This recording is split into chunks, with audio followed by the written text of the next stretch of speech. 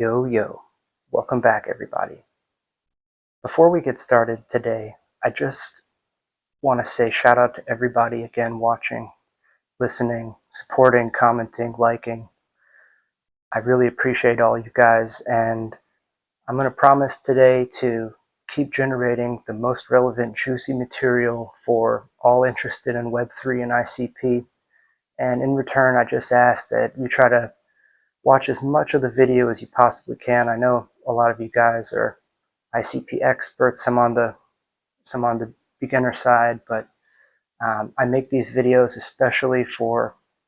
actually solely for ICP. And again, I just want to say thank you again for watching. But today, we're going to be talking about, and I'm going to be showing some more clips about how ICP and this is more so the significance of ICP becoming the harness for the wild dog that AI is, and how the LLMs will be open sourced in terms of the learning, meaning they'll be governed for the people and by the people with auditability and the capacity to perhaps remove data that does not serve the purpose or add new data as it becomes approved.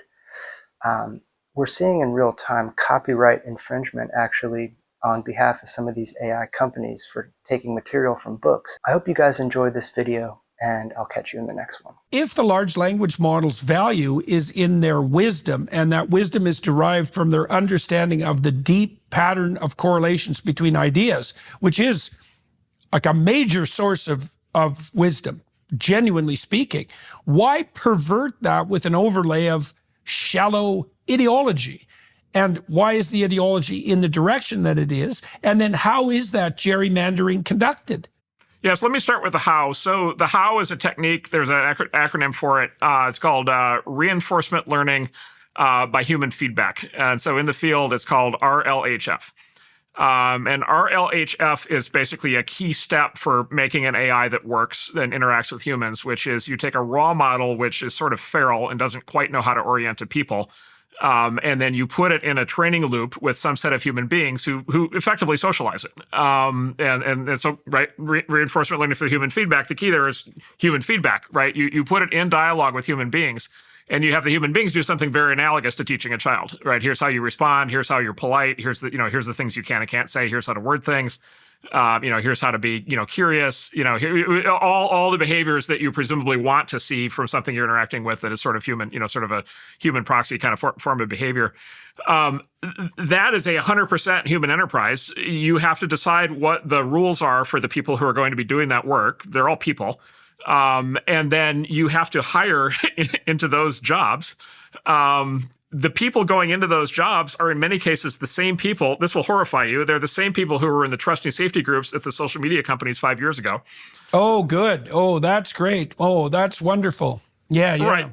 I couldn't imagine a worse outcome than that. Because all the people that, Elon cut out of the trust and safety group at Twitter when he bought it, many of them have migrated into these trust and safety groups at these AI companies, and they're now setting these policies and doing this training. So the terrifying thing here is that we're going to produce hyper powerful avatars of our own flaws, right? And so if you're training one of these systems and you have a variety of domains of personal pathology, you're going to amplify that substantively. We're going to see giants walk the earth again.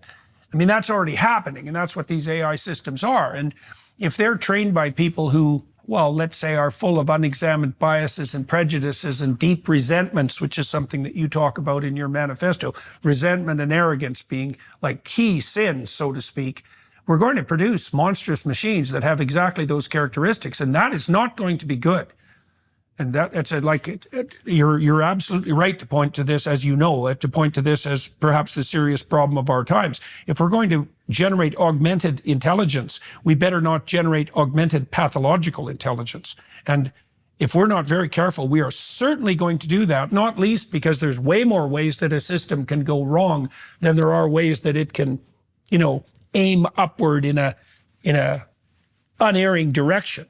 And so, okay, so why is it these people who were this is so awful. I didn't know that we're, say, part of the safety and trust issue at Twitter, who are now training the bloody AIs. How did that horrible situation come to be? It's the same dynamic. It's the big AI companies have the exact same dynamic as the big social media companies, which have the exact same dynamic as the big universities, which have the exact same dynamic as the big media companies. The thing that we're pushing for is that latter outcome. We very specifically want government to not protect these companies, to not put them behind a regulatory wall, to not be able to control them in the way that the social media companies got controlled before Elon. We actually want like full competition. And if you want your woke AI, you can have it, but there are many other choices. Well, can you imagine developing a super intelligence that's shielded from evolutionary pressure?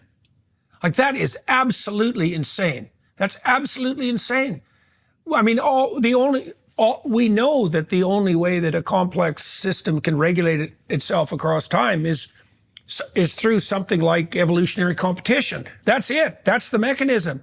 And so if you decide that this AI is correct by fiat, and then you shield it from any possibility of market feedback or environmental feedback, well, that is literally the definition of how to make something insane.